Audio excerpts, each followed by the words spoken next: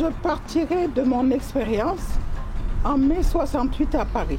J'étais dans l'association des étudiants sénégalais de France, mais en 68, j'ai commencé à réaliser que ce n'était pas une affaire d'individus, mais c'était un problème sociétal qui touchait les femmes du monde entier. Et c'est dans ce contexte qu'on est rentré au Sénégal. Et j'ai commencé à me dire, mais comment faire ici au Sénégal pour créer quelque chose? J'ai commencé à dire à certaines de mes copines, peut-être qu'il faudrait qu'on voit au Sénégal comment on peut créer quelque chose. Quand j'étais à l'université aussi, moi j'étais la présidente de l'association des femmes africaines. Il y avait un problème de racisme déjà parce que c'était en Europe, mais il y avait un problème de discrimination aussi qu'on sentait à l'égard des femmes au sein donc, des universités. On s'est organisé et on avait donc une association qui défendait les droits de la femme au sein de l'université. Quand je suis venue ici, j'ai une ancienne amie qui m'a dit « Ah tiens, on va créer une association pour défendre les droits de la femme. » J'avais milité dans une organisation d'étudiants qui était très politique, c'était l'ASF.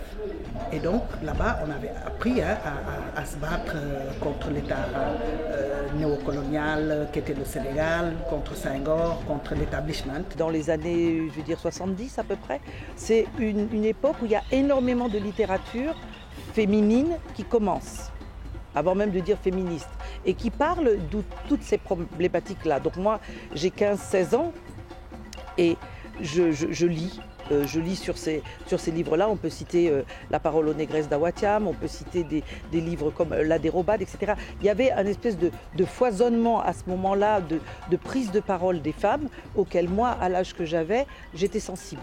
Yeewu Yeewi a été créé en 84.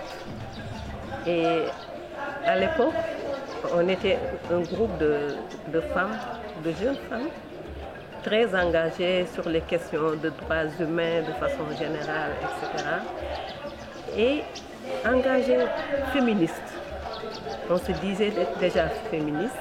Donc c'était un engagement personnel et collectif qui nous permettait de travailler sur beaucoup de questions.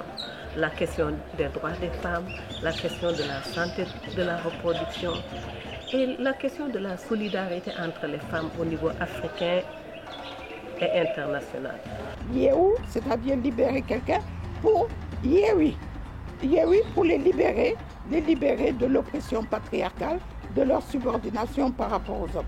On a mis pour la libération des femmes pour que ce soit compris par toutes les langues, non seulement au niveau national, mais sur le plan international.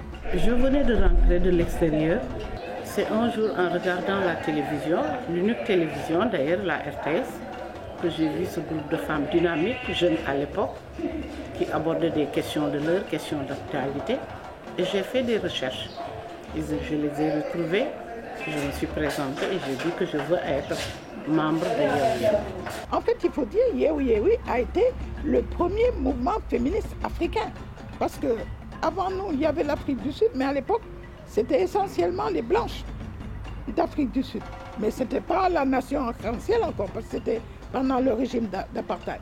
Et c'est ça, Yeewu Yeewi a été pionnier.